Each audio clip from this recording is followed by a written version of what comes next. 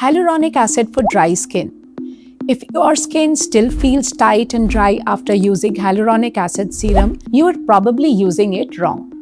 Hi, I'm Dr. Sarkar and let's talk about skincare for dry skin. Dry skin is not just uncomfortable, it means that your skin barrier is not holding on to moisture the way it should.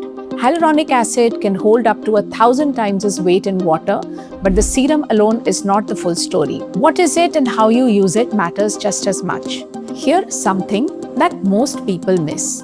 Not all hyaluronic acid is the same size, and the size decides how deep it goes. A serum with only one molecular weight gives you only one layer of hydration.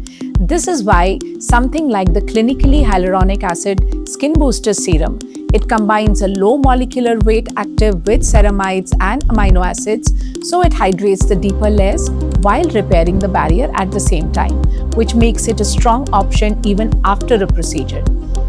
Hyaluronic acid on its own brings in moisture, but it does not always lock it in.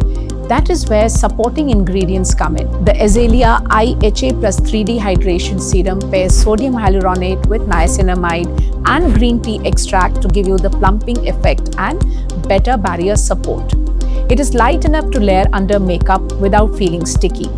If you want an even more advanced multi-depth formula, the FCL HA4 Plus, which has different molecular weights, it is also ideal if your skin barrier needs real repair and not just surface hydration. Now, if your dryness is chronic and you are already seeing fine lines from dehydration, look at something like the Skin Medis Hyaluronic HA Rejuvenating Serum.